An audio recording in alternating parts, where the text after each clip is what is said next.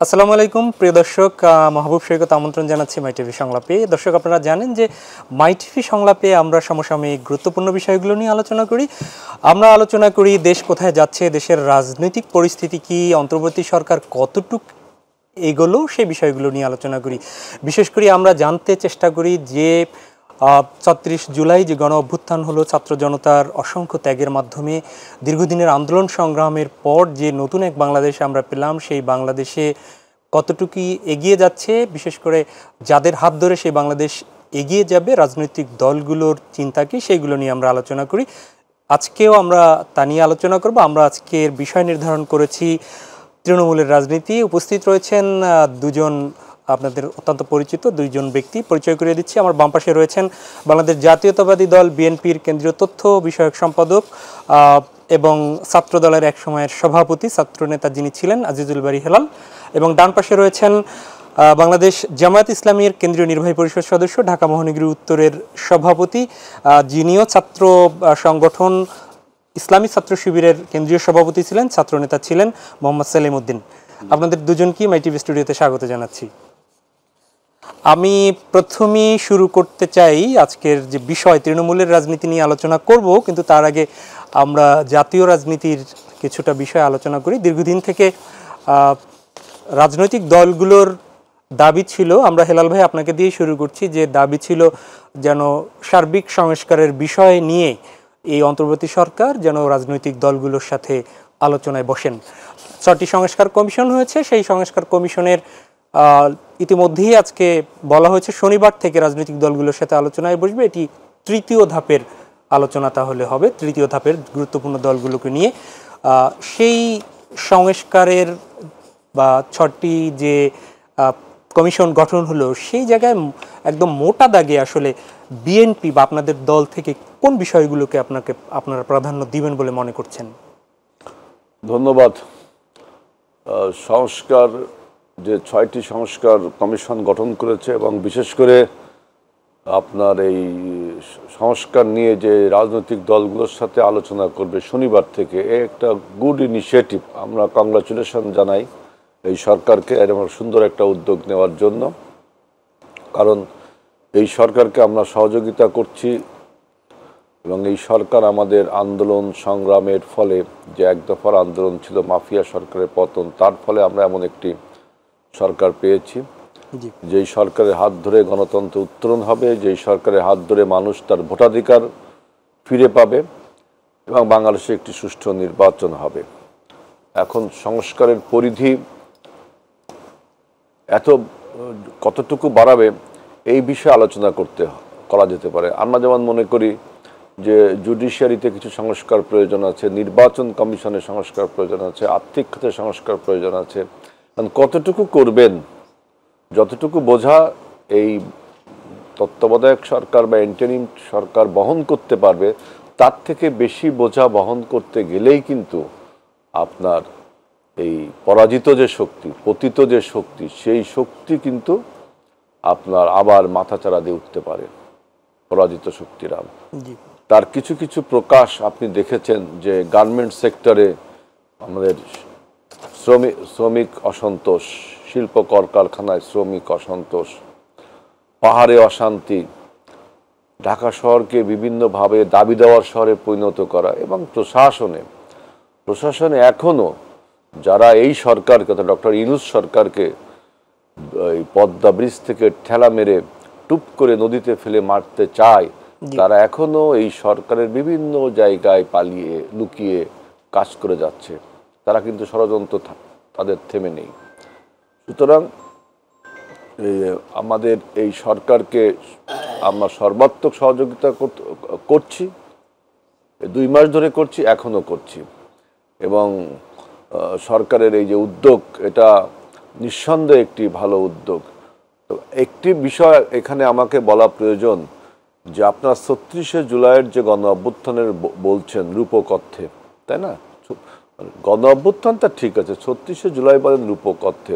মনে রাখতে হবে, এই ৩৬ দিনের বাংলাদেশ কাঁপানো আন্দোলনের ফলে এই সরকারের যে পতন হয়েছে, তার পিছনে একটা পটভূমি আছে, একটা ক্ষেত্র রচিত হয়েছে, যেখানে অনেক ত্যাগ, শ্রম, রক্ত, লড়াই, সংগ্রাম রয়েছে, যার উপসংহার টেনেছে আমাদের এই ছাত্র এবং জনতারা।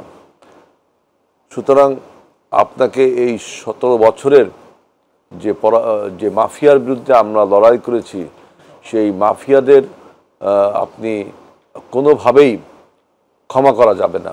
জি, এদের বিচার করতে হবে। জি হেলাল ভাই, এর সাথে একটু অ্যাড করি, স্থায়ী কমিটির সব মিটিংয়ে বিএনপির আলোচনা এসছে, সেখানে হচ্ছে শেখ হাসিনা সরকারের গুরুত্বপূর্ণ ব্যক্তিদের পালানো নিয়ে বিএনপির স্থায়ী কমিটিতে আলোচনা হয়েছে। এই জন্য আমি বললাম যে দেখেন, এই সরকারের এই বর্তমান আমাদের যে বিপ্লব, আমি যদি আপনি বলেন, সেটি হচ্ছে যে এই বিষয়টি আমি পরবর্তীতে আপনার কাছ থেকে জানি, যেহেতু শনিবার থেকে রাজনৈতিক দলগুলোকে ডেকেছিল, আমি এই আলোচনা একটু শেষ করে আসি। জামাত ইসলামীর তাদের দলের চিন্তা এবং তাদের কাছ থেকেই, মোহাম্মদ সেলিমউদ্দিন, সেলিম ভাই আপনার কাছ থেকেই এই বিষয়টি একটু জানি।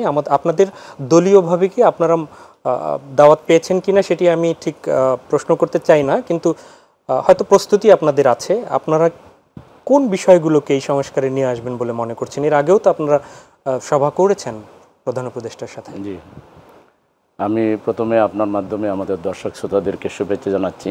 বিশেষ করে ৩৬ জুলাইয়ের যে অভ্যুত্থান এবং বিপ্লব, সেই বিপ্লবে যারা শহীদ হয়েছেন তাদের প্রতি আমি শ্রদ্ধা জানাচ্ছি।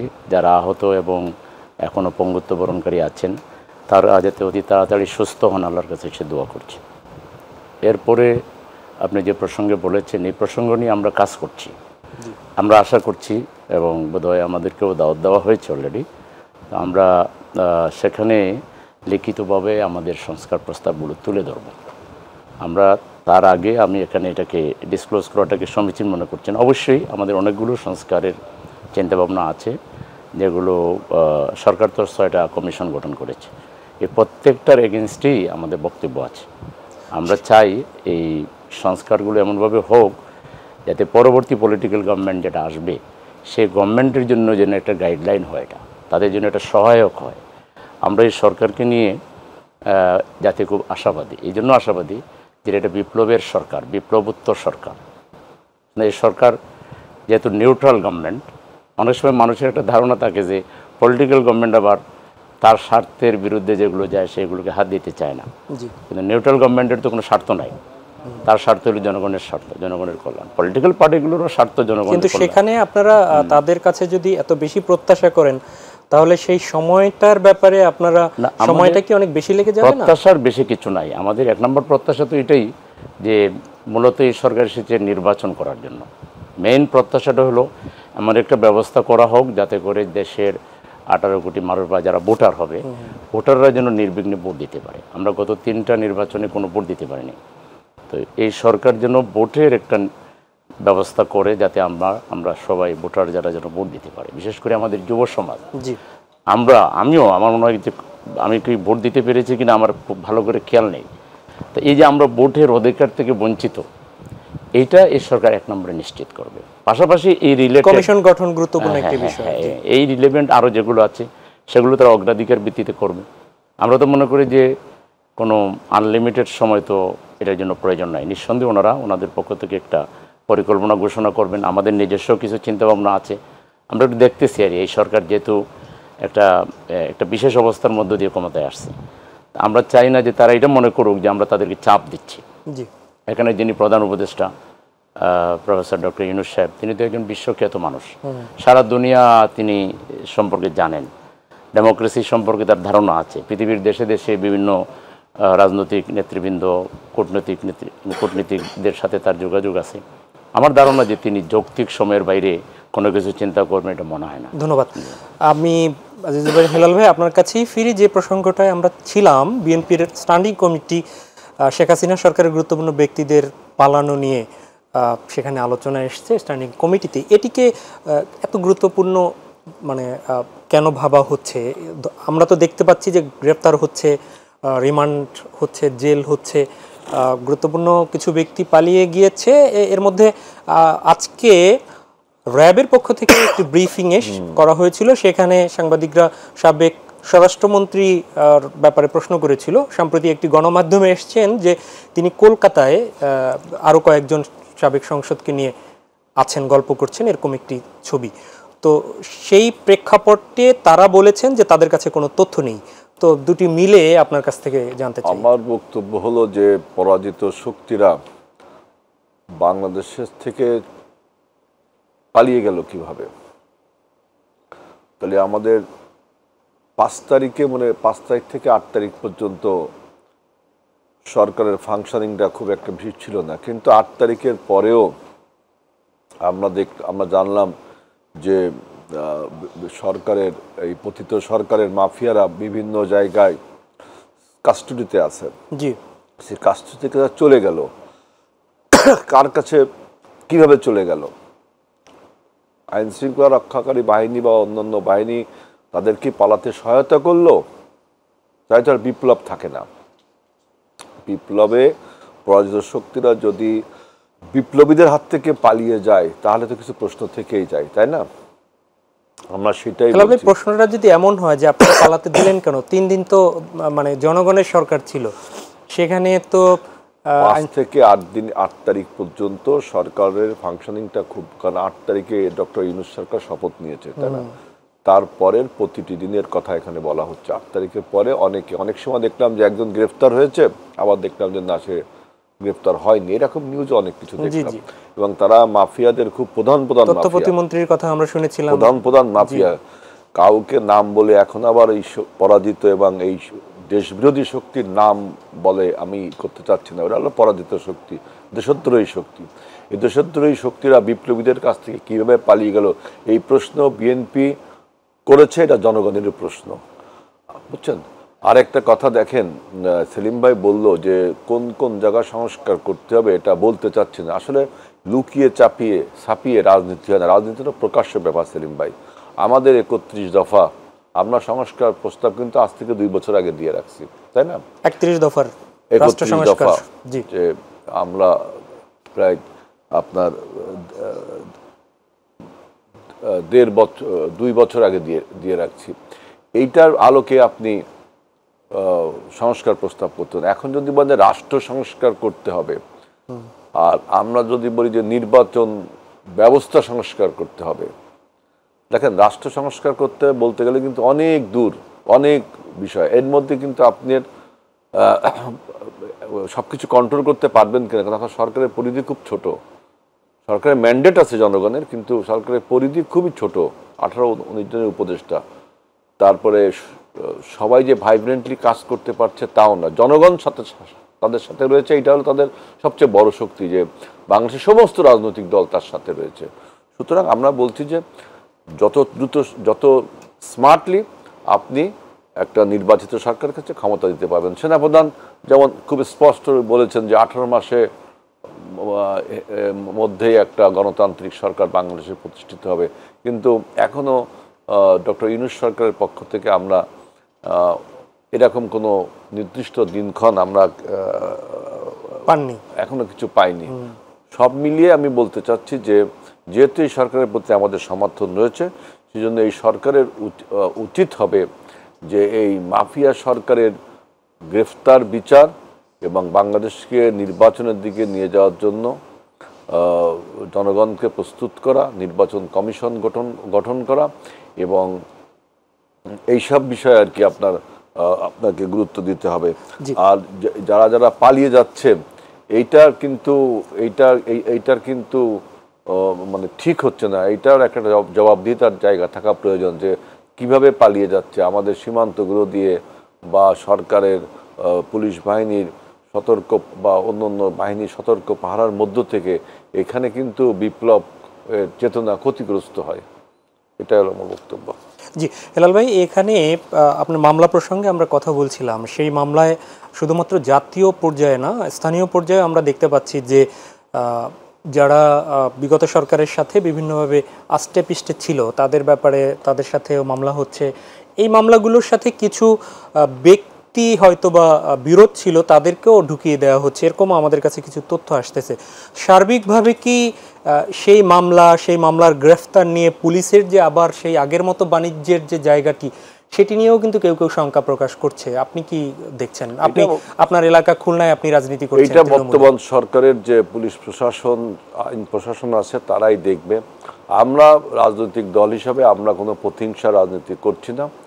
আমরা বরঞ্চ প্রতিহিংসার যে শিকার হয়েছিলাম, সেই প্রতিহিংসার শিকারের সেই আমাদের বিরুদ্ধে অবৈধ মামলাগুলো, মাফিয়া গায়াবী মামলাগুলো এখনও রয়ে গেছে। আমাদের মামলাগুলো প্রত্যাহারের উদ্যোগ একটা দেখলাম যে ডিসেম্বর মাস পর্যন্ত কি একটা উদ্যোগ নিয়েছে। তা সুতরাং আমরা মনে করি আমরা আমাদের বিরুদ্ধে যে অবৈধ অন্যায় মামলা হয়েছে সেই মামলাগুলো যদি দ্রুত উইথড্র না হয় তাহলে কিন্তু নির্বাচনে একটা লেভেল প্লেইং ফিল্ড হয় না।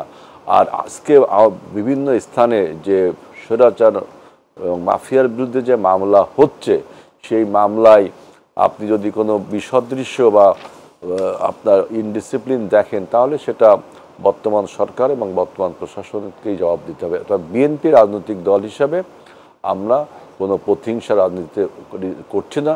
আমাদের যেসব নেতাকর্মী হত্যা, গুম, খুন হয়েছে তাদের বিচার আমরা চাই। জি, ধন্যবাদ। আপনার কাছে ফিরবো নিশ্চয়ই মামলার প্রসঙ্গে, যেহেতু বলেছেন আপনাদের ভারপ্রাপ্ত চেয়ারম্যান তারেক রহমানের মামলাগুলোর কি অবস্থা জানবো। ইতিমধ্যেই জেনেছি তার সহধর্মিণী জোবাইদা রহমান, তার যে সাজা ছিল সেটি উচ্চ আদালত সেটি তার আত্মসমর্পণের শর্তে 1 বছরের জন্য সেটি স্থগিত করেছেন। সুতরাং সহসাই তিনি দেশে ফিরবেন কিনা সেটি আপনার কাছ থেকে জানবো। তার আগে জনাব সেলিম উদ্দিন আপনার কাছে ফিরে আসি। সেটি হচ্ছে যে যদিও এটি নিয়ে অনেক বিস্তর আলোচনা হয়েছে, জামাতের আমির তিনি বলেছেন যে আমরা প্রতিহিংসা, আমার দলীয়ভাবে কারো বিরুদ্ধে মামলা বা প্রতিহিংসা চালাবো না, কিন্তু ব্যক্তিগতভাবে যাদের ভুক্তভোগী আছে সেই পরিবারগুলো যদি মামলা করে সহযোগিতা করব। প্রশ্ন হচ্ছে যে আপনাদের নামে যে মামলা হয়েছে, আমি যতটুকু জানি যে আপনিও রিমান্ডে ছিলেন, আমি একাধিকবার ছিলেন, হেলাল ভাইও অনেকবার জেল খেটেছেন, দুইজনই ছাত্রনেতা ছিলেন। তো সেই আপনাদের যে মামলাগুলো, সেই মামলাগুলোর কি অবস্থা? আর এখন যারা ভুক্তভোগী হয়েছে, যারা তৃণমূলের আপনাদের সেই মামলাগুলোর আসলে কি অবস্থা? আমাদের মামলাগুলো আমরা আইনগতভাবে অলরেডি খালাস পাওয়ার জন্য চেষ্টা করতেছি। বেশ কিছু মামলা ইতিমধ্যে খালাস হয়েছে। আর আমরা তো আশা করি এই সরকার, এটা আইন মন্ত্রণালয় থেকে বোধহয় অলরেডি এই নির্দেশিকা নিম্ন আদালতে অলরেডি গেছে আর যে এই গভর্নমেন্টের 2008 থেকে শুরু করে 2009 থেকে শুরু করে এই 5ই আগস্ট পর্যন্ত যে মামলাগুলো হয়েছে এটা অবৈধ সরকারের মামলা। এই সবগুলো মামলা বাতিল করে দিতে হবে, এটা আমাদের দাবি। এবং সেই দাবির প্রেক্ষিতে আমি যতটুকু জানি যে সরকার উদ্যোগ নিয়েছেন, হয়তো এটা নির্দেশ আসলে তো সব মামলা বাতিল হয়ে যাবে। জি, মামলা বিভিন্নভাবে এখন এই ছাত্র গণ অভ্যুত্থানের বিরোধিতা করেছে এরকম বিভিন্ন জনের নামে, ব্যক্তি বা প্রতিষ্ঠানের নামে হচ্ছে। সেক্ষেত্রে আমি যেটি হেলাল ভাইয়ের কাছ থেকেও জানতে চেয়েছি যে আমাদের কাছ থেকে বিভিন্ন সময় এরকম কিন্তু বিভিন্ন মাধ্যমে তথ্য আসছে যে এটি নিয়েও একটা বাণিজ্যের আইনশৃঙ্খলা বাহিনী করছে, এরকম একটি বিষয় চলে আসছে। তো সেইগুলো নিশ্চিত করা যে অপরাধীকেই যেন আইনের আওতায় আনা হয়, এভাবে বাণিজ্যের কোনো ফাঁকফোকরে আবার যেন না যায়, সেটির ব্যাপারে আপনারা কি কোনো খেয়াল করছেন কিনা বা মনিটরিং আছে কিনা? আপনি সঠিক কথাই বলেছেন। এখানে পতিত স্বৈরাচারের দোসর আইনশৃঙ্খলা বাহিনী, তাদের এই রাষ্ট্রের বিভিন্ন জায়গায় তাদের যে লোকগুলো আছে তারা যেমন আছে, আবার কোনো মানে কি বলে কোনো দল না বা কোনো হয়তো দলের পরিচয় নিয়েও করতেছে, দলের পরিচয়ের বাইরেও কিছু লোক এইভাবে কিছু চাঁদাবাজি করতেছে, কিংবা এই যে যার নামে মামলা দেওয়ার কথা না এরকম নিরপরাধ লোকের নামেও মামলা দিয়ে দিচ্ছে। এটাও আমরা শুনতেছি এবং কিছুটা আমরা দেখতেছি আর কি। তো এই অবস্থায় আমাদের সুস্পষ্ট বক্তব্য যে এই আন্দোলন ছিল বৈষম্যের বিরুদ্ধে। তো একজন যদি নিরপরাধ হয়, সে যেই হোক, নিরপরাধ ব্যক্তির বিরুদ্ধে তো মামলা হইতে পারে না। তো এটা তো আর একটা ইনজাস্টিস হবে। তো সুতরাং আমরা এটার বিরুদ্ধে সোচ্চার। আমরা যদি কোথাও এটা দেখতে মানে আমাদের নজরে আসে, আমরা তখন এটার বিরুদ্ধে কথা বলতেছি, বা এটার ব্যাপারে যাতে এই লোক যাতে নিরাপদ লোকটা যাতে পায়, রিলিজ পায়, সে যাতে কোনো অসুবিধার সম্মুখীন না হয়, এই ব্যাপারে তো আমার মনে হয় সকল দলের উচিত এবং বর্তমান সরকারের উচিত যে কোনো নিরপরাধ লোক যেন কোনো মামলার শিকার নয়। অবশ্যই কোনো অপরাধীকে ছাড় দেওয়া যাবে না। আমাদের কাছে দর্শকদের অনেক সময় আসে যে একটা প্রেক্ষাপটে শাহবাগে গণজাগরণ মঞ্চ হয়েছিল, তখন বিভিন্ন প্রতিষ্ঠানে গণজাগরণ মঞ্চে হয়তো কতে তুই রাজাকার এরকম কোনো একটু উল্লেখ করবে, ওই প্রতিষ্ঠানের নাম যাতে না বলে, সেরকম একটা চাঁদাবাদি হয়েছিল যে আমার নাম বইল না, চাঁদাবাজি হয়েছিল, এখনো যে তোমাকে এই মামলায় ঢুকিয়ে দেওয়া হবে, সুতরাং এরকম নীরব একটা চাঁদাবাজির তথ্য আমাদের কাছে আসছে। পলিটিক্যাল দল হিসেবে আপনারা এটাকে মোকাবিলা করবেন কি করে? এটাও তো তাহলে এই যে বিপ্লবের চেতনার বাইরের। পলিটিক্যাল দল হিসেবে বাংলাদেশ জামাত ইসলামী জি, এই ব্যাপারে আগাগোড়াই খুবই সোচ্চার। আমরা আমাদের প্রত্যেকটা বক্তব্যে এই বিষয়টা জনগণকে অ্যালার্ট করছি। আমরা ব্যবসায়ীদেরকে বলতেছি যে চাঁদা যে নীতি আসবে এটা বাইন্দে রাখবেন, তাহলে একটা দুইটা ঘটনা ঘটলে খবর যখন মিডিয়া চলে যাবে এবং চিহ্নিত হয়ে যাবে তখন আর সাহস করবে না। আমরা ব্যবসায়ীদেরকে অ্যাওয়ার করতেছি, আমরা আমাদের দলীয় নেতা কর্মীদেরকে বলছি যে আপনারা এলাকায় জনগণের সাথে গণসংযোগ করবেন, ব্যবসায়ীদের সাথে করবেন, সাধারণ মানুষের সাথে করবেন। এরকম চাঁদা দাবি করবে যারা, তাদের বিরুদ্ধে আমাদেরকে প্রতিরোধ গড়ে তুলতে হবে। এক কথায় প্রতিরোধ গড়ে তুলতে হবে। আপনাদের কাছে সহযোগিতা চাওয়ার জায়গা আছে, তাই তো? আছে। আমরা লোকদের বলতেছি যে আপনারা প্রশাসনকে প্রথমে খবর দিবেন, মূল কাজটা হলো প্রশাসনের। কিন্তু কোনো ক্ষেত্রে যদি প্রশাসনের চাঁদাবাজিও তো আপনার আইন শৃঙ্খলা বাহিনীও তো না, বাংলার ভয় দেখাতে পারে। প্রশাসনের লোকও যদি চাঁদা নেয়, জি, তাহলে তাকেও আমরা ছাড় দিব কেন? তাকে চিহ্নিত করতে পারলে তার বিরুদ্ধে ব্যবস্থা নেওয়ার জন্য আমরা প্রেজেন্ট রিজিমকে বলবো, চাপ প্রয়োগ করব। তাকে আমরা গণদুশমন হিসেবে চিহ্নিত করে জাতির সামনে তাকে পরিচয় করে দেব। আপনারা প্রধান উপদেষ্টার সাথে মিটিংয়ে এই বিষয়গুলো আশা করি যে আপনাদের আলোচনায় আসবে। অবশ্যই আসবে। জি, আমরা আমরা মনে করি, আমি এই ব্যাপারে আমরা একটা কথা বলি, আমাদের প্রেজেন্ট রিজিমকেও আমরা অনুরোধ করব যে আপনারা গোয়েন্দা নজরদারির মাধ্যমে এই বিষয়টা চিহ্নিত করুন। কারণ এইটা কোনোভাবে এটা জাতির জন্য ক্যান্সার স্বরূপ।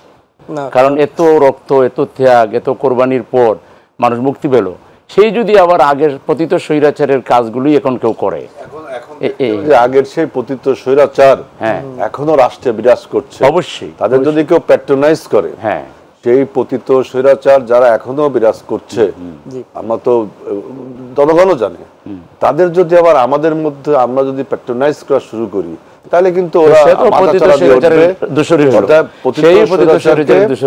আপনাকে পতিত যে স্বৈরাচার তাকে খুঁজে বের করতে হবে। সেই এই ষড়যন্ত্রগুলো করবে, যেটা আমি বললাম, শ্রমিক অসন্তোষ, পাহাড়ে অসন্তোষ, বিভিন্ন আমরা আলোচনায় ফিরবো নিশ্চয়ই। আমাকে একটা বিরতিতে যেতে হচ্ছে। প্রিয় দর্শক, যাচ্ছি ছোট্ট একটা বিরতিতে, ফিরে এসে সঙ্গেই চাই আপনাদের।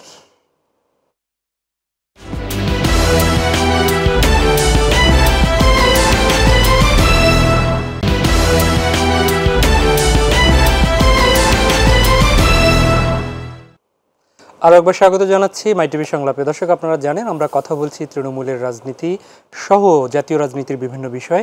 স্টুডিওতে উপস্থিত রয়েছেন, কথা বলছিলেন বাংলাদেশ জামাত ইসলামের নির্বাহী পরিষদ সদস্য, ঢাকা মহানগর উত্তরের সভাপতি এবং একই সাথে ছাত্র শিবিরের সাবেক সভাপতি সেলিম উদ্দিন। আমরা ফিরছি বাংলাদেশ জাতীয়তাবাদী দল বিএনপির তথ্য বিষয়ক সম্পাদক এবং ছাত্র দলের সাবেক সভাপতি আজিজুল বারী হেলাল আপনার কাছে। আমরা বিরতির আগে জানতে চেয়েছিলাম সেটি হচ্ছে যে বিএনপির ভারপ্রাপ্ত চেয়ারম্যানের সহধর্মিণী জোবায়েদা রহমান, তার যে সাজা হয়েছিল সেটি স্থগিত করেছেন, তো তিনি কবে ফিরছেন? দেখুন, যে সাজা হয়েছিল কথাটা বলছেন, এইগুলো তো সব পলিটিক্যাল মোটিভেটেড এবং সাজা দেয়া হয়েছিল। হ্যাঁ, সাজা দেওয়া হয়েছিল অবৈধভাবে, অন্যায়ভাবে এবং এর রাজনৈতিক উদ্দেশ্য পরিণতভাবে একটি দলকে এবং এই দলের প্রধান সেই পরিবারকে মেলাইন করবার জন্য, ডিমিন করার জন্য, আন্ডারমাইন করার জন্য এই মামলাগুলো দেওয়া হয়েছিল। এবং দেখুন যে ওই সময়, ওই ফ্যাসিস্টের সময় একজন বিচারক, বিশেষ করে ম্যাজিস্ট্রেট কোর্টের একজন বিচারক, তিনি কিন্তু তারেক রহমানের বিরুদ্ধে যে অন্যায় মামলার তিনি রায় দিয়েছিলেন সে ইনোসেন্ট বা নির্দোষ হিসেবে, রায় দেওয়ার পরপরই সেই ম্যাজিস্ট্রেট সাহেবের বা জজ সাহেবের এই দেশ থেকে তখনই তাকে পাত্তারি ঘটাতে হয়েছে। যেভাবে সিনাকে অস্ত্রের মুখে আপনার দেশ ছেড়ে পালাতে হয়েছিল সবাই জানেন। সুতরাং এই মামলাগুলো অন্যায় মামলা, অবৈধ মামলা। এখন আপনার দেশবিরোধী যে ষড়যন্ত্র, বিপ্লব উত্তর দেশবিরোধী ষড়যন্ত্র এখনো থেমে নেই। ষড়যন্ত্রের ফাঁদ পাতা রয়েছে এই ফাঁদে কেউ বুঝে হোক না বুঝে হোক পা দিচ্ছে। সুতরাং আপনার দেশের যে প্রকৃত আপনার বিচার ব্যবস্থা, এই ব্যবস্থা ফিরে আসুক, এটা আমরা কামনা করি এবং ন্যায্য বিচার বাংলাদেশে প্রতিষ্ঠিত হবে। এখন আমাদের নেতা দেশনায়ক তারেক রহমানের বিচার তিনি কবে নাগাদ ফিরে আসছেন, এটা অবশ্যই যে এই সমস্ত অবৈধ অন্যায় মামলা কেন তুলে নেওয়া হচ্ছে না, এটা বর্তমান সরকারই ভালো জানে কেন তুলে নেওয়া হচ্ছে না। সুতরাং এইরকম একটি অবস্থায় তিনি এরকম একটি অবস্থায় দেশে যেহেতু যেখানে ষড়যন্ত্র চলছে এবং সেই ষড়যন্ত্রে কে না কেউ বুঝে হোক না বুঝে হোক পা দিচ্ছে কি দিচ্ছে না। আপনারা দেখেছেন যে মাহমুদুর রহমান সাহেব সেদিনকে দেশে আসলেন, একই মামলা, শফিক রহমান সাহেবেরও মামলা ছিল। তার মামলাটা কিন্তু আমি কোনোটাকে ছোট বা বড় করে দেখাচ্ছি না, আমি রিয়েলিটিটা বলছি। একজনকে 1 বছরের মামলা স্থগিত করে একজনকে জেলে যেতে হলো, তাই না? মামলাটা তো একটা অন্যায় অবৈধ অর্কেস্ট্রেট মামলা ছিল, তারপর এগুলো হচ্ছে, তাই না? আমাদের দলীয়ভাবে আমাদের দলীয় হাই ফ্রাম যে কেন্দ্রীয় ফ্রাম তাদের সিদ্ধান্ত অনুযায়ী সব কিছু হবে এবং এই মামলা আমরা নীতিগতভাবে ফেস করেই তিনি দেশে আসবেন ইনশাআল্লাহ। সেটি তো তারেক রহমানের বিষয়ে বললেন, কিন্তু তার সহধর্মিণীর আসার ব্যাপারে এখনো কি কোনো প্রতিবন্ধকতা রয়েছে? বাংলাদেশ টোটালি আমি বললাম একটি এখনো ষড়যন্ত্র শেষ হয়নি। এটা এই বিপ্লবকে সার্থক করতে হবে। আগে ষড়যন্ত্রের সমস্ত বিষ দাঁতগুলোকে উপড়ে ফেলতে হবে। বুঝে হোক না বুঝে হোক কেউ যেন এই বাংলাদেশ বিরোধী ষড়যন্ত্রে পা না দেই। সুতরাং আমাদের নেতার সহধর্মিণী কবে আসবেন না আসবেন এরা তার পরিবারই ভালো বলতে পারে। আমার কাছে এই নিউজ নেই। আমি পত্রিকার টেলিভিশনে দেখলাম যে 1 বছরের জন্য সাজা মওকুফ হয়েছে অবৈধ মামলা। তার মানে কি? এটার অনেক ব্যাখ্যা হতে পারে। যেই সাজা প্রত্যাহার হওয়ার কথা, যেই মামলায় প্রত্যাহার হওয়ার কথা, সেখানে আপনি স্থগিত করছেন, তাই না? সবকিছুই তো প্রশ্ন রাখে, সবকিছুই তো মানে আপনারা আরো পর্যবেক্ষণ করতে চান এবং আপনাদের নেতাও আরো পর্যবেক্ষণ করতে চান। আমরা পর্যবেক্ষণ করছি দেশের মানুষ যাতে ন্যায্য বিচার পায়। দেশের মানুষের বা আপনাদের দলীয় সমর্থকদের তো এটি প্রত্যাশা যে ফ্যাসিবাদ বিদায় নিয়েছে প্রায় 2 মাস, তিনি আসবেন, এটিই তো খুব কাঙ্ক্ষিত ছিল। আসবেন, নিয়ম মতোই প্রয়োজনীয় সময় তিনি আসবেন। তিনি আসছেন না, এই জন্য তো আর আমাদের রাজনৈতিক কার্যকলাপ থেমে নেই। বরং রাজনৈতিক কার্যকলাপ তার নির্দেশে, আজকের এই ভার্চুয়াল মিডিয়ার মাধ্যমে তার নির্দেশে আমরা সবাই ঐক্যবদ্ধভাবে কাজ করতে পারছি।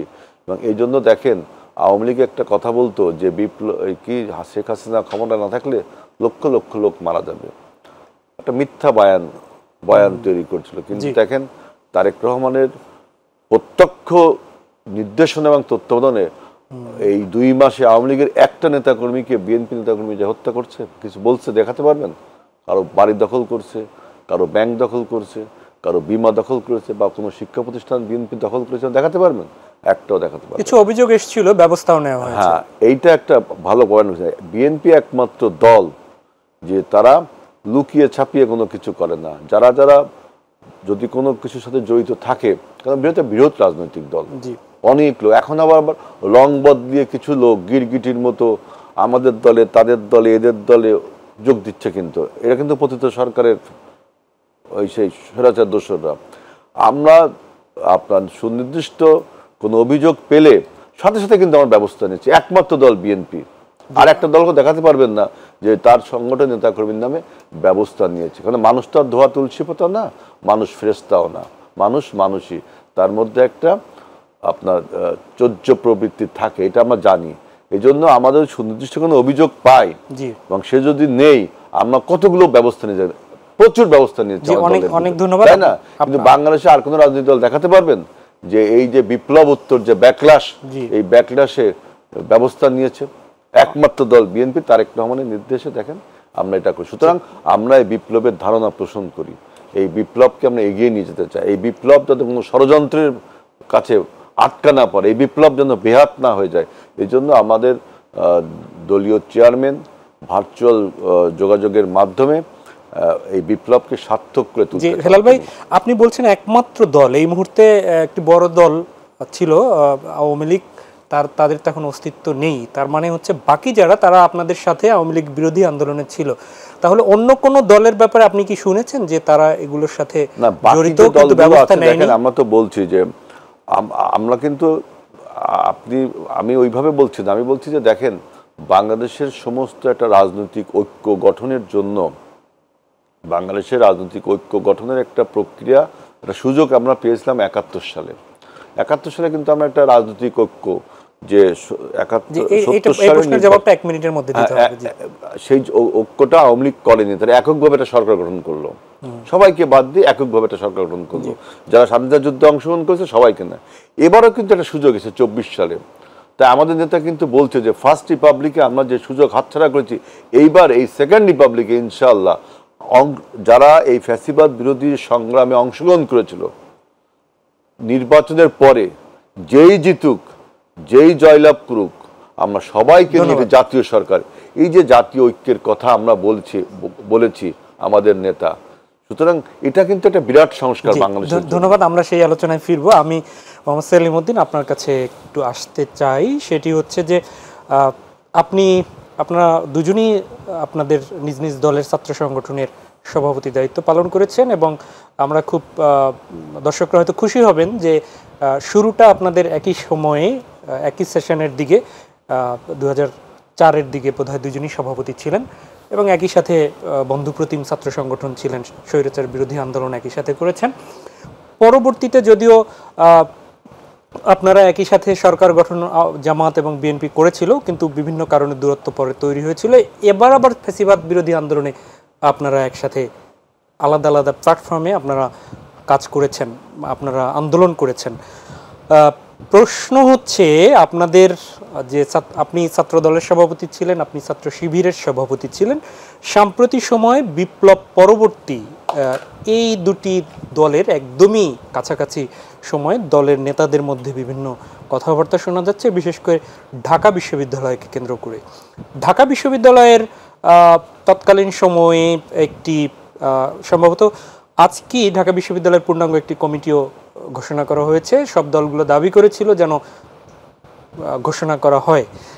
সেটির হেলাল ভাই একটু আপনাকে ইঙ্গিত করে কথাও হয়তো বলেছে যে তারা প্রকাশ্যে রাজনীতি করেন, আপনি অন্যেরা প্রকাশ্যে করেন না। হেলাল ভাই সম্ভবত এই বিষয়টি কি বলতে চেয়েছিলেন? না, আমি বলছি যে রাজনৈতিক দাবি দেওয়া প্রকাশ করা উচিত। উনি বললেন যে প্রকাশ করবো না, আমরা পরে এটা আমরা 2 বছর আগে 31 দফা দিয়েছি।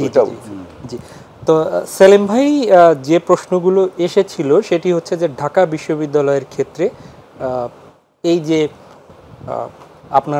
আপনাদের ছাত্র সংগঠন আপনাদের রাজনীতি করছে, তারা এতদিন কেন অপ্রকাশ্যে ছিল, এই বিষয়টি আপনার কাছ থেকে জানতে চাই। আচ্ছা, প্রথম আমি 2-3টা প্রশ্নের উত্তর দিতে হবে। প্রথম হলো জামাত ইসলামী একটা ট্রান্সপারেন্ট অর্গানাইজেশন। জামাত ইসলামের কোনো কাজ গোপন নাই। জামাতের সব কর্মসূচি, জামাতের স্থায়ী কর্মসূচি আছে 4টা, সেটাও জামাতের গণতন্ত্র পরিষ্কার দেওয়া আছে। জামাত যে রাজনীতি করতেছে বাংলাদেশে, জামাতের রাজনীতির মূল কথা হচ্ছে আমরা এই বাংলাদেশটাকে এমন একটা বাংলাদেশ করতে চাই যেটা হবে একটা কল্যাণ রাষ্ট্র, এবং আমরা সেই কল্যাণ রাষ্ট্র করতে চাই মূলত আল্লাহর দিয়ে যে বিধিবিধান আছে। একজন মুসলমান হিসেবে আমাদের সবার জানার কথা যে আল্লাহ আমাদের জন্য বিধান দিয়ে দিয়েছে, এই দুনিয়া কিভাবে আমরা পরিচালনা করব প্রত্যেকটা বিষয়ে আল্লাহ বিধান দিয়ে দিয়েছে। নামাজের জন্য যেমন বিধান আছে, রোজার জন্য যেমন বিধান আছে, হজের জন্য আছে, তেমনি রাষ্ট্র পরিচালনার জন্য কিন্তু নিয়ম দেওয়া আছে, কোন আইনে আপনি রাষ্ট্র চালাইবেন। তা আল্লাহর আইনের ভিত্তিতে এবং রাসূলুল্লাহর সুন্নাহর ভিত্তিতে আমরা একটা রাষ্ট্র চাই। এটা হলো আমাদের স্থায়ী কর্মসূচি। আর আমাদের এই যে বিভিন্ন সময় এই সরকার আসার পরে আমরা দাবি করেছি যে চাঁদাবাজদেরকে গ্রেফতার করতে হবে, সন্ত্রাসীদেরকে গ্রেফতার করতে হবে। আমরা দাবি করেছি যে নির্বাচনের সংস্কার করতে হবে, নির্বাচন কমিশন গঠন করতে হবে। আমি যে কথাটা মাঝখানে বলেছি যে আমাদের একটা লিখিত দাবিও আছে, যেটা এই সরকারের কাছে আমরা প্রকাশ করব শীঘ্রই যখন দেখা হবে। সেই জন্য আমি বলছি যে ওই দফাগুলো আমি এখন প্রকাশ করছি না। ওটা বুঝতে উনি হয়তো একটু মনে করছেন যে আমাদের কর্মসূচিগুলো আমরা হাইড করতেছি, তা না, আমাদের কর্মসূচি ওপেন, উনিও জানেন। না, ওই যে উনি যেটা বলছে যে আপনাদের কাছে কমিটি দিল ছাত্র দল, আচ্ছা ওইটা আসতেছে, ওইটা বলছো। আমি আপনার আগের কথার একটু মাঝখানে একটু আপনি একটু ইঙ্গিত করে যে কথা বলেছেন যে রাজনীতি ওপেনই করা উচিত। জামাত ইসলামীকে তো আপনি চেনেন, ছাত্র শিবিরকে আমরা চেনেন, আমরা কখনো না, গোপন ছিলাম না। আমরা অলওয়েজ, ইভেন এই আওয়ামী দুঃশাসনে যখন আমাদের ব্যাপারে জিরো টলারেন্স ছিল, দেখা মাত্র গুলির নির্দেশ, আমরাই একমাত্র সংগঠন যে তারপরও তাদের রক্তচক্ষুকে উপেক্ষা করে প্রকাশ্যে দিবালোকে গণজামায়াত করেছি, মিছিল করেছি, সমাবেশ করেছি, সফলভাবে করেছি। পুলিশের 28 অক্টোবরও করেছেন, 28 অক্টোবরেও করেছি। আমাদের যখন মারা তখন আপনি 28 অক্টোবরেও আমাদেরকে বলেছিল যে এখানে কোনোভাবে করতে দিবে না। এইটাই আমরা 28 প্রশ্নটা অক্টোবরে নিলাম বলেছিল, হেলাল ভাইয়ের কাছ থেকে। 28 অক্টোবরে বলেছিল না, না, হেলাল ভাই কোনোভাবেই এটা করা ঠিক। যাবে না, সেলিম ভাই, আমি কিন্তু কিন্তু জামাত আপনাকে ইসলামী agree করি। বলেছে যে আমরা করব, এবং আমরা করেছি আলহামদুলিল্লাহ। আমরা 28 অক্টোবরের সেজন্য প্রশ্নের জবাবটা আলাদা করে নিব। আমি একটু জি, শেষ করি। জি। তো সেই জন্য জামাত ইসলামীর সকল বক্তব্য, জামাত যেটা চায় যে বাংলাদেশকে একটা কল্যাণ রাষ্ট্রে পরিণত করতে চায়, এবং সেটা আমরা কিসের ভিত্তিতে করতে চাই সেটা আমি বললাম। 2 নম্বর হলো জামাত ইসলামী এই সমাজের যে দারিদ্রতা আছে, অভাব অনটন আছে, কর্মসংস্থানের অভাব আছে, এখানে পিছিয়ে পড়া জনগোষ্ঠীর সংখ্যা বিরাট, তাদের জন্য সার্বক্ষণিক তার 12 মাস জামাত ইসলামী তাদের সহযোগিতায় কাজ করে, আত্মকর্মসংস্থান সৃষ্টিতে, মানুষের স্বাস্থ্য সেবায়, তারপরে মানুষের প্রকৃত দিন এবং দুনিয়া উভয়ের সমন্বয়ে একজন চরিত্রবান মানুষ বানাবার জন্য জামাতের নিজস্ব, এটাকে একটা শিক্ষা প্রতিষ্ঠান বলতে পারেন, যে আমাদের এখানে রেগুলার একটা মানুষকে শেখানোর একটা ব্যবস্থা আছে, জামাতের নিজস্ব কর্ম পরিকল্পনা আছে, যার মাধ্যমে তার রাজনৈতিক কর্মীকে প্রশিক্ষণ দেওয়া হয়। প্রশিক্ষণের মাধ্যমে যোগ্য নাগরিক হিসেবে, দেশ গড়ার নাগরিক হিসেবে, দেশের নেতৃত্ব দেওয়ার উপযোগী নাগরিক হিসেবে জামাত ইসলামের কাজ করে। তো জামাত ইসলামের কর্মসূচিগুলো ওপেন, ভেরি ওপেন, আমরা সেভাবে কাজ করছি আলহামদুলিল্লাহ। 2 নম্বর আপনি যেটা বলেছেন যে বিএনপি জামাতের সম্পর্কের কথা, কখনো মানে আপনি বলতেছেন যে কখনো একসাথে করেছেন, কখনো সেপারেট প্ল্যাটফর্ম থেকে করেছেন, এটাই হয় রাজনীতিতে, এগুলো হওয়াটা কোনো ব্যাপার না। হয়তো যখন প্রয়োজন হয়েছে একসাথে হয়েছে, কখনো সেপারেট হয়েছে, সেটা আছে। এখন ঢাকা বিশ্ববিদ্যালয়ে যে কমিটি হয়েছে বা শিবির, এই মুহূর্তে আপনাদের মধ্যে কি ঢাকা বিশ্ববিদ্যালয়ে কোনো টানাপোড়েন আছে? যে বিএনপি জামাতের টানাপোড়েন কি হচ্ছে? আমি দেখি না কোনো টানাপোড়েন হলে আমি আর হেলাল ভাই বসে আলোচনা করতেছি, তাহলে তো উনি আসার কথা ছিল না, অথবা আমি আসার কথা ছিল না। আমরা তো আগে জেনেই আসছি যে উনি আসবেন, আমি জানি, আমি আসবো, উনি জানেন। তো আমাদের টানাপোড়েন তো এখানে দেখা যাচ্ছে না। ব্যাপারটা হলো রাজনীতি, তো বিএনপি একটা রাজনৈতিক দল, জামাত একটা রাজনৈতিক দল, দুইটা দলের মধ্যে কিছু গ্রেটার ইন্টারেস্টে আমাদের একসাথেও আমরা পথ চলেছি, আবার সেপারেটলিও আমরা পথ চলেছি। এগুলা এটা রাজনীতির একটা সৌন্দর্য, এটাকে সম্পর্কের অবনতি বলে সেলিম ভাই, কোনো ধরনের একটা প্রশ্ন হলো হ্যাঁ যে মাহবুব ভাই যেটা করতে চাইছিল যে আপনাদের কমিটি দীর্ঘদিন পরে ঢাকা বিশ্ববিদ্যালয়ে প্রকাশিত হলো, এবং আমরা দেখেছি যে ছাত্রলীগের সেক্রেটারি ছিল, সে হঠাৎ করে আপনাদের সংগঠনের সভাপতি হয়ে গেল। এই লুকানো ছাপানোর কথা মনে হয় আপনি বলতে চাইছিলেন। ঢাকা বিশ্ববিদ্যালয়ের প্রসঙ্গে ছাত্র শিবিরের সেক্রেটারি নিজে প্রেস কনফারেন্স করে একেবারে ওপেনলি, বোধহয় সেই কনফারেন্স আপনার দেখার আপনি কথা। পরিপূর্ণ জবাবটা দেন, তাহলে আমার মনে হয় ভালো। ছাত্র শিবিরের সেক্রেটারি বলছে এই যে নাম আর ওই নাম, তার নামে যে আরেকজনকে মিলানো হয়েছে ওটা ঠিক না, সে বলেছে। তাই নাকি? সেই কমিটিতে ছিল না, এটা একই নাম দুইজনের, আরে সেটাতে ছিল না, সে ডিবেট ক্লাবের প্রেসিডেন্ট ছিলেন। ডকুমেন্টারি সবাই তো এটা নিয়ে একটা কনফিউশন। ঢাকা বিশ্ববিদ্যালয়ের শিবির সব সময় ছিল, জি, এমন কোনো সময় ছিল না, এমন কোনো দিন ছিল না যে ওই দিন ঢাকা বিশ্ববিদ্যালয়ের শিবির ছিল না। শিবির বাংলাদেশের রাজনীতিতে সংঘাত হোক, সংঘর্ষ হোক, এই শুধু বিশ্ববিদ্যালয়ে একটা কমিটি দেয়া নিয়ে অথবা একটু ওপেন রাজনীতি করা নিয়ে ওখানে একটা গণ্ডগোল বাধক, শিবির সবসময় এটাকে অ্যাভয়েড করে আসছে।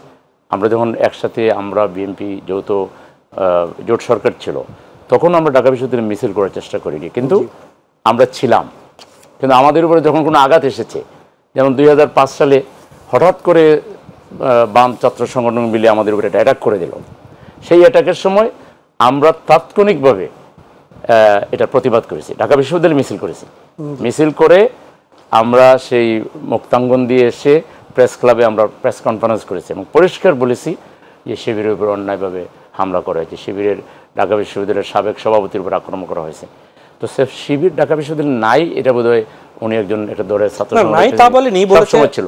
ওপেন কেন ছিলাম না এটা বলতে পারেন যে আমরা গ্রেটার ইন্টারেস্ট হয়তো ছাত্র শিবির মনে করেছে, ওপেন আর সিক্রেট ঢাকা মানে হয়তো পরিবেশ পরিষদ আছে, ওইখানে ওনারা মেম্বার ছিলেন না। ক্রিয়াশীল সংগঠনগুলো সবাই পরিবেশ, ওইটাও একটা বুয়া জিনিস, কারণ পরিবেশ পরিষদ বলে ঢাকা বিশ্ববিদ্যালয়ের কোনো জায়গায় কোনো আছে না, এটা হলো এটা ভিসির নেতৃত্বে এটা পরিবেশ পরিষদ ক্রিয়াশীল ছাত্র সংগঠনগুলো এটা কোনো ভিত্তি নাই, এটা কোনো আমি একটু হেলাবে এটা আইন বহির্ভূত কয়েকটা সংগঠন মিলে দাবি করলো যে অমুক সংগঠন থাকবে না, এটা তারা পারে না। তাদের আপনার কাছে একটু সময় চেয়ে নেই হেলাল ভাই, এই যে পরিবেশ পরিষদ যেটি বলছেন বিপ্লব পরবর্তী সময়, আপনি কি মনে করেন এর যৌক্তিকতা এখনো রয়েছে? পরিবেশ পরিষদ অনেক আগের, এটা আপনি যদি করেন আপনি বিপ্লবের আগের সব বিষয় বললেন যে আপনি বলেন বিপ্লব পরবর্তী সবাই সিন্ডিকেট থাকবে না, সিনেট থাকবে না, না হেলাল ভাই ওইটা এটা এক জিনিস না, সিন্ডিকেট সিনেট আর পরিবেশ পরিষদ, আমি তা বলছি পরিবেশ পরিষদটা টোটালি আপনি বলতে পারেন এটা গোয়া জিনিস, এটা ইললিগ্যাল, আমি সময় দেব আপনাকে, সম্পূর্ণ ইললিগ্যাল একটা বিষয়। কারণ কয়েকটা ছাত্র সংগঠন আমি কখনোই বিসির নেতৃত্বে একটা পরিবেশ পরিষদ গঠন করতে আপনার কাছে সময় আমি দেব। থাকবেন না কেন? আমি তো না থাকার কথা বলিনি, আমি বলছি যে পরিবেশ পরিষদ যখন গঠন হয় 22টি ছাত্র সংগঠন মিলে, মোস্ট প্রবাবলি আপনার 90-এর আগে মনে হয় এটা, অথবা 90-এর পর, আমার এই মুহূর্তে মনে হয় 22টি ছাত্র সংগঠন মিলে, তখন আপনারা ছিলেন না। এখন কেন থাকবেন না এটা আমি বলিনি, পরিবেশ পরিষদকে অস্বীকার করতে পারে না, তার মেম্বার আপনার জাতিসংঘ উত্তর কোরিয়া মেম্বার করে, এখন তার মানে কি উত্তর কোরিয়া সিন্ডিকেট গঠন করছে না, সিন্ডিকেট গঠন করছে না, বিশ্ববিদ্যালয়ের বিসি প্রভিশনে মিলে করছে, শুনুন কোথাও এটা কোনো অস্তিত্ব আছে, কোনো কাগজ আছে? না না, অবশ্যই পরিবেশ পরিষদ এটা একটা মনে করেন আপনার ক্রিয়াশীল ছাত্র সংগঠনগুলোর সাথে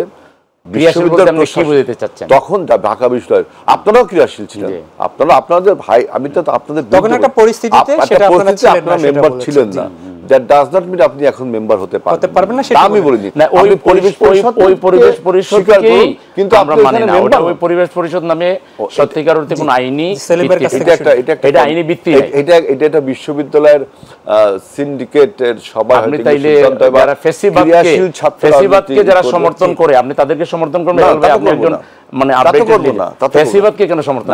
আমি এটা তো একটা ফেসিবাদী চরিত্র, যে আপনি ছাত্র শিবিরের মতো বাংলাদেশের মেইন স্ট্রিম, আমি তো বাদ দিতে বলিনি, ছাত্র সংগঠন থাকে, আপনাকে তো বাদ দিতে বলিনি, বাদ দিছিল যখন, তখন এখন আপনি হবেন, অসুবিধা কি? আপনি এখন হবেন, মানে আগেরটাকে আর বাদ দেন, ওটা তো হলো ফেসিবাদের লালন পালনকারী কিছু ছাত্র সংগঠন। যদি এখন আপনি সে বলছেন যে দ্বিতীয় বিশ্বযুদ্ধের আগে ছিল লিগ অফ নেশনস, এটা পরে হয়েছে জাতিসংঘ, আপনি কি এখন প্রক্রিয়াটা কি? আমি একটু আপনাদের ওটার সাথে তুলনা নয় ভাই, পরিবেশ পরিষদ নাম লিগ অফ নেশনস আর জাতিসংঘ এগুলো গঠিত হয়েছে একটা মানে লিগ্যাল ফোরামে, আর এটা সম্পূর্ণ একটা ইললিগ্যাল। আমি একটু হেলাল ভাইয়ের কাছ থেকে জানতে চাই, আপনি পরিবেশ পরিষদের সদস্য, বর্তমান ছাত্ররা যারা ক্রিয়াশীল ছাত্র সংগঠনগুলো আছে, মানে ক্যাম্পাসে যে সমস্ত ক্রিয়াশীল ছাত্র সংগঠনগুলো আছে, তারা যেটা চাবে ঢাকা বিশ্ববিদ্যালয়ের সম্পর্ক আপনার যৌথ মিটিংয়ে পরিবেশ পরিষদ আগে ছিল, এখন যদি না থাকে তার সিদ্ধান্ত হবে, এ ব্যাপারে আমার কোনো বক্তব্য নেই। এখন যদি কেউ মনে করে যে সিন্ডিকেট থাকবে না, সিন্ডিকেটের সাথে এটা তুলনা করছেন কেন হেলাল ভাই? সিন্ডিকেটের সাথে এটা কেন তুলনা থাকবে না? সিন্ডিকেট আর পরিবেশ পরিষদ কি সেম জিনিস হলো?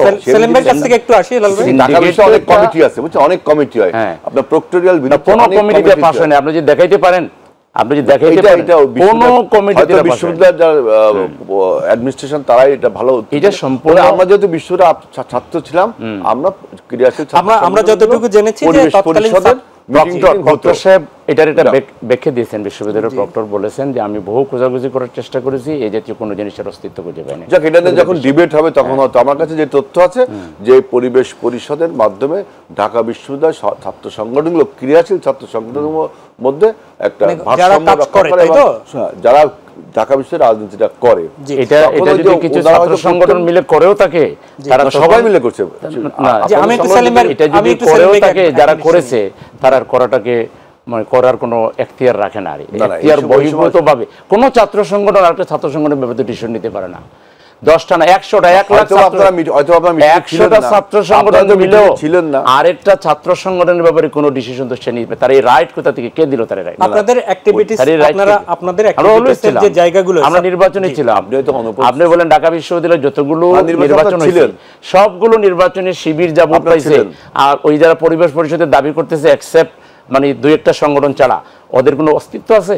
ওরা সবাই মিলে কি আমাদের একটা হলের একজন ক্যান্ডিডেট যা ভোট পাইছে তাকে পাইছে? না না সেটা তাহলে তারা কিভাবে একটা ডমিনেট একটা এমন একটা আদর্শিক চরিত্রবান তারা কিন্তু শুনেন আমি বলি ঢাকা সুন্দর একটা ছাত্র বিশ্ববিদ্যালয়ে সংগঠন ঢাকা ওরা কি বিশ্ববিদ্যালয়ে decision নেবে? ছাত্র সংগ্রাম পরিষদ আর ছাত্র দল আমরা ফার্স্ট হয়েছি না, ছাত্র- 89 আমরা সমস্ত হলগুলোতে একক ভাবে মেজরিটি না, পাইছি। সেলিম ভাই যে 90 তে প্রশ্নটা আমরা করেছে পাইছি। হেলাল ভাই, সেটি আপনারা হচ্ছে যে- তৃতীয় চতুর্থ এইভাবে ভোট টোট পেয়ে এই ধরনের একটা ছাত্র সংগঠন কিভাবে মানে তার মানে হলো এই ছাত্র সংগঠনটাকে আদর্শিকভাবে নৈতিকভাবে এমন ভাবে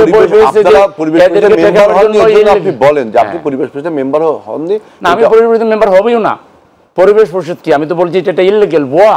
এটা আপনি বললে তো হবে না, না, বললেন হবে না কেন? ওইখানে যারা কারণ ঢাকা বিশ্ববিদ্যালয়ে এর কোনো অস্তিত্ব নাই। আমি আমার এইটা কয়েকটা ছাত্র সংগঠন মিলে একটা বিরতিতে একটা যেতে পরিবেশ, হবে। তাহলে আমরা আরেকটা ছাত্র সংগঠন মিলে আরেকটা পরিবেশ, তাতে একজন আরেকজনকে নিষিদ্ধ করতে পারবে। এখন এবার এটা তো ডাকসু- কয়েকদিন আগে ফেসিবাদী আওয়ামী লীগ যেটা করেছিল, তার 14 দলের দূষর যেগুলোর কোনো ভোট নাই, এটা মেম্বার হইতে পারবে না। হাসানুল্লাহ কিনু এই যে ইঞ্জিনিয়ার্স ইনস্টিটিউটের যে নির্বাচন হয় ওখানেও সে মানে 100 ভোট পায় না, না। সেই হাসানুল্লাহ কিনুদের নিয়ে বলে যে জামাত ইসলামী নিষিদ্ধ। না, এরা তো এই ধরনের অবৈধ ডিসিশন নিলে কি হয়? আমরা তারপরে এই তো আলোচনায় দেখলাম তো। যে তারপরে আমরা তো আলোচনায় আমরা ফিরবো, আমাকে একটা 72 ঘন্টার বিরতিতে মধ্যে যেতে হবে নিশ্চয়ই, তারপরে তারপরে তো আলোচনায় আমরা ফিরবো। 72 ঘন্টার মধ্যে প্রিয় দেখলাম। দর্শক, এমন জমজমাট আলোচনায় আমরা আবারও ফিরছি, থাকুন আমাদের সাথে, ছোট্ট একটা বিরতি নিচ্ছি।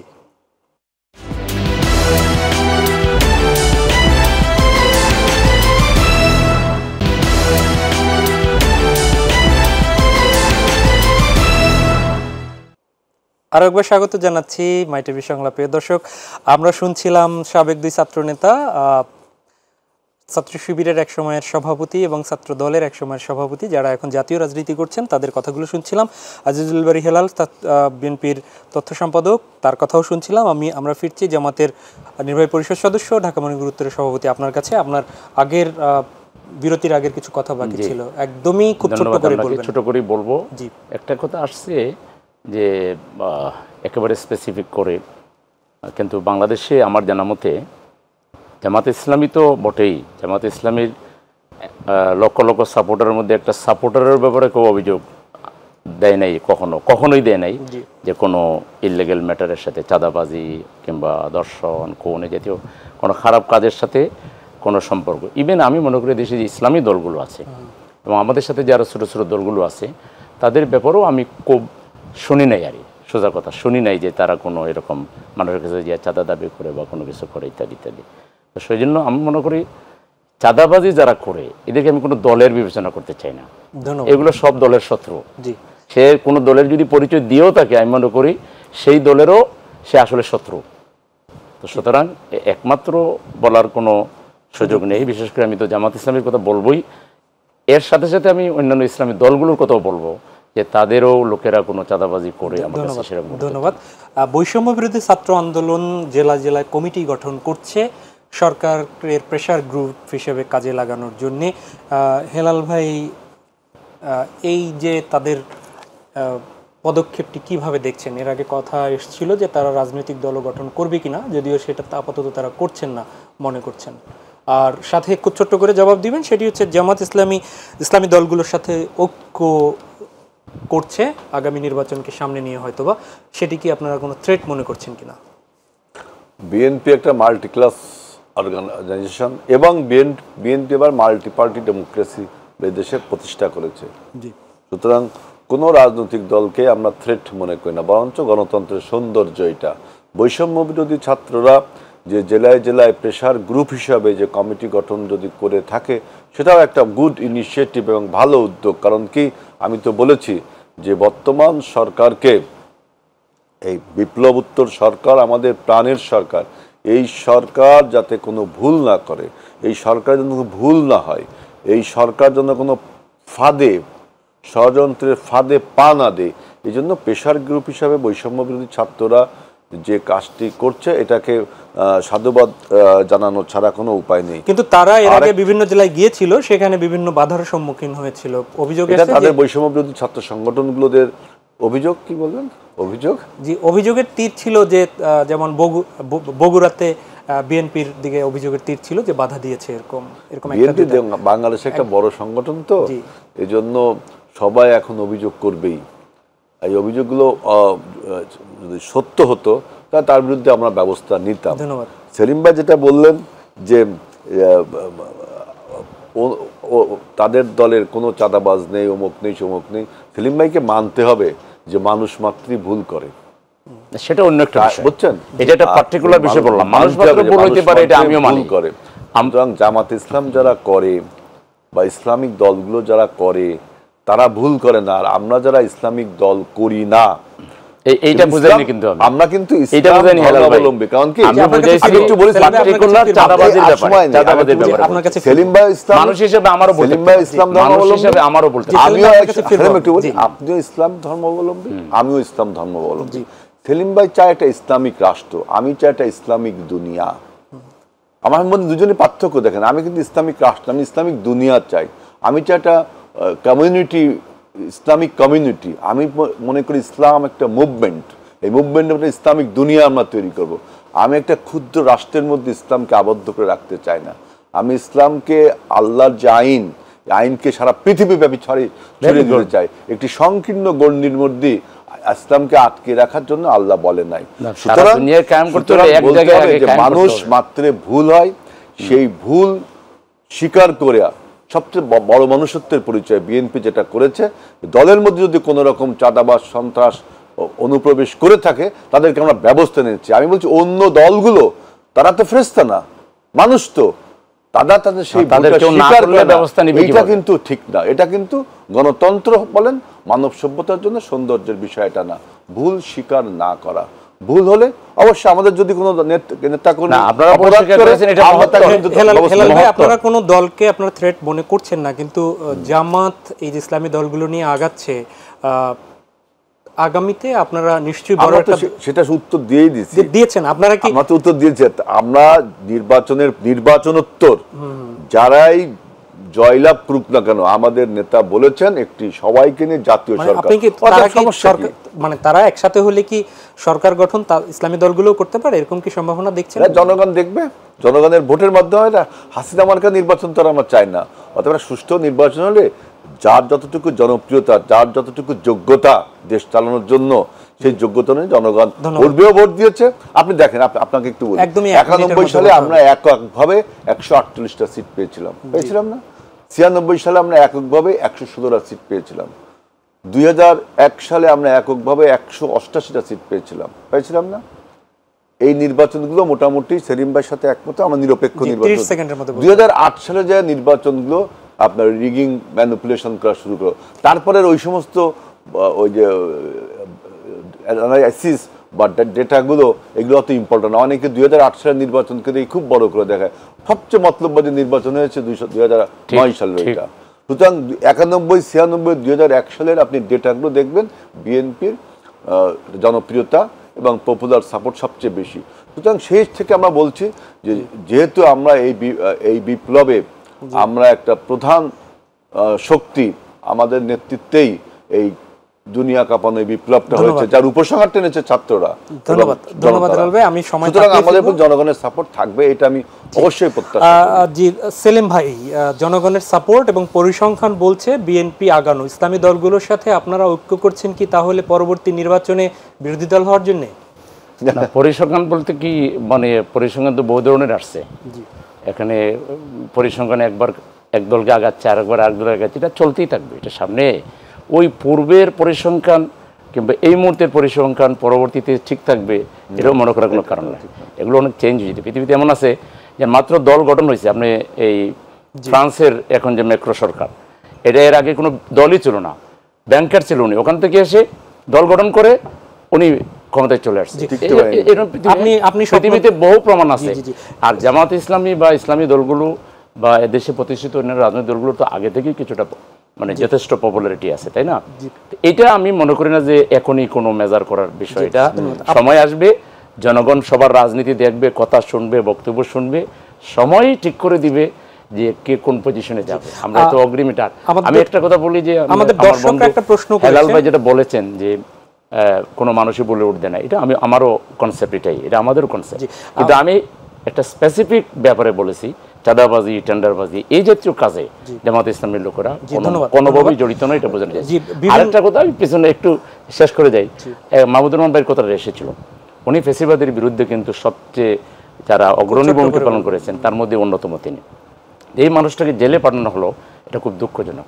কিন্তু সেলিম ভাই, দুই চারটা কথা কিন্তু বলা যেতে পারে। আমি মনে করি কোন কোন জায়গা আপনার আমি মনে করি একটু শেষ করি। আমি মাহমুদ ভাইয়ের দ্রুত মুক্তি কামনা করছি। দ্রুত মুক্তি দেওয়ার ব্যবস্থা আমাদের আইন মন্ত্রণালয় এবং অ্যাটর্নি জেনারেল সাহেব এটা উদ্যোগ নেবেন, যাতে মাহমুদ ভাই আর 1 ঘন্টা বেশিও জানে জেল না, তাকে অবিলম্বে ছেড়ে দিতে হবে। আমাদের দর্শক প্রশ্ন করেছেন, বিভিন্ন রাজনৈতিক দলের যুব সংগঠন আছে, জামাতের যুব সংগঠন নেই, তাহলে কি যুবকরা জামাত করে না? না, আমাদের যুব সংগঠন, আমাদের এটা ঠিক ওরকম যুব সংগঠন না হইলো, এটাকে আমরা যুব বিভাগ বলি। যুব শিবির আছে না, যুব শিবির নাই, যুব বিভাগ আছে। যুব শিবির ছিল, আমি বিভাগ বলতে আপনাদের ছাত্র দল আছে, যুব দল আছে, কিন্তু ওদের একটা যুব শিবির আছে, কিন্তু আমাদের যুব শিবির নাই। আমাদের যুব শিবির ছিল ভাই, আমি এটা ছিল না, আমাদের দর্শকদের জন্য আপনি ক্লিয়ার করেন। আমি দর্শকদের ক্লিয়ার করতেছি যে আমাদের যুবকদের কাজ করার হিউজ এখানে বিভিন্ন স্বেচ্ছাসেবী অর্গানাইজেশন আছে, সেই অর্গানাইজেশনের মাধ্যমে যুবকদেরকে আমরা অর্গানাইজ করি। তার মধ্যে যুব বিভাগ নামে, যেন আমাদের ঢাকা সিটিতে যুব বিভাগ আছে, এবং এটাতে হাজার হাজার আপনারা দল এই যুব দল যেমন আছে, যুব লীগ নামে আগে ছিল, আপনারা কেন যুব সংগঠন লুকাচ্ছেন না ভাই? যুব শিবির নামে কিছু, আমি নিজে ঢাকা বিশ্ববিদ্যালয়ের ছাত্র শিবির, যুব শিবির, একই আন্দোলনের দুটি পথ, এটা নেই ওনাদের নেই, একই আন্দোলনের দুটি পথ। না, আমাকে আমরা একটু জবাবটা নেই যে হেলাল ভাই জবাবটা নেই, না হলে দর্শক বঞ্চিত হবে। আমার ফজলুল যুব শিবিরের আমার জানা মতে যুব শিবির নামে কোনো কিছু না। আপনারা যুব সংগঠন করার কোনো পরিকল্পনা আছে কিনা এবং করছেন না? আমাদের যুব শাখা আছে, আমাদের যুব ইউনিট আছে, এটাকে আমরা এক শাখার এক এক দলে এই অবকাঠামোগুলো, সিস্টেমগুলোতে একটু ভিন্ন ভিন্ন। যেমন আমাদের এখানে শ্রমিক বিভাগ আছে, কিন্তু আমাদের এখানে যুব বিভাগ আছে, প্রত্যেকটা বিভাগই আছে। যুব শিবিরটা কি? যুব শিবিরটা অন্য কারো হইতে পারে, এটা শিবিরের কিছু না। ওকে, আপনাদের থাকে না একটা ভালো জিনিসের নকলতা, 1 মিনিটের মধ্যে একটু প্রশ্নের উত্তর যুব শিবির নামে আমাদের সংগঠনের রিকগনাইজ কোন অর্গানাইজেশন আমি জানি না ঠিক, আমার মনে হয় সময় একদম শেষের দিকে। আমাদের এখানে যুবকদের কাজ করার হিউজ অপরচুনিটিস আছে, আমাদের বিভিন্ন সাইড অর্গানাইজেশন আছে। হ্যাঁ, সেই সাইড অর্গানাইজেশনের মাধ্যমে যুবকদেরকে আমরা ইনভাইট করি। বিভিন্ন ক্লাব আছে, ক্রীড়া সংগঠন আছে, যুব বিভাগ আছে, অনেক ধন্যবাদ, ব্লাডের বিভিন্ন ব্লাড রিলেটেড বিভিন্ন সংগঠন আছে। এই সংগঠনের মাধ্যমে মূলত আমরা যুবকদেরকে আমাদেরকে একদম। হেলাল ভাই, শেষ কথা দর্শকের জন্য 30 সেকেন্ডের মধ্যে যদি বলেন তাহলে। দেখেন, আমরা সকলেরই একটা লক্ষ্য, জামাত ইসলামী বলেন, অন্যান্য বাম সংগঠন বলেন, ফাসিবাদ বিরোধী সমস্ত সংগঠন, তাদের আমাদের একটাই লক্ষ্য, বাংলাদেশে যেন সমস্ত মানুষ ভোটের অধিকার পায়। যে ভোট থেকে আমরা গত 17 বছর বঞ্চিত ছিলাম এবং একটা গণতন্ত্র থেকে বঞ্চিত ছিলাম, সেই গণতন্ত্র এবং আপনার ভোটের অধিকার প্রতিষ্ঠার জন্য আমাদের সবাই লক্ষ্য একটাই। আমাদের মধ্যে এই নিয়ে কোনো বিভেদ নেই, আমরা সবাই লক্ষ্য একটাই, একটা সুষ্ঠু নির্বাচন, একটি নিরপেক্ষ নির্বাচন, এবং এই ধারা যেন পরবর্তী বাংলাদেশে চালু থাকে, বারবার যেন আপনার বাধাপ্রাপ্ত না হয়। 30 সেকেন্ডের জন্য আমিও তাই মনে করি, বাংলাদেশে ফ্যাসিবাদ যাতে আর কোনোভাবে ফিরে আসতে না পারে, পতিত স্বৈরাচার যেন কোনোভাবে আর ফিরে আসতে না পারে, তার জন্য রাজনৈতিক দলগুলোকে সচেতন থাকতে হবে, গ্রেটার ঐক্য আমাদের ধরে রাখতে হবে, গোটা জাতির মধ্যে আমাদের ঐক্য রাখতে হবে, এবং একটা সুষ্ঠু নির্বাচন দিতে হবে, যেখানে আমাদের যুব সমাজ সবাই মনের মাধুরী নিয়ে, মনের আনন্দ নিয়ে তারা যেন ভোট দিতে পারে, সেই ধরনের একটা ব্যবস্থা করতে হবে। অনেক ধন্যবাদ জনাব সনিবউদ্দিন এবং অসংখ্য ধন্যবাদ আজিজুল বারী হেলাল, আপনাদের দুজনকে। প্রিয় দর্শক, এই ছিল আমাদের আজকের আয়োজন। দেখা হবে পরবর্তীতে। আমরা প্রত্যাশা করি যে বৈষম্যহীন আন্দোলন হয়েছিল, বৈষম্যহীন বাংলাদেশ গড়ার জন্য আসুন সেই বৈষম্যহীন এবং কল্যাণমূলক একটি রাষ্ট্র গড়তে যে যার জায়গা থেকে একটু করে হলেও ভূমিকা রাখি। আল্লাহ হাফেজ।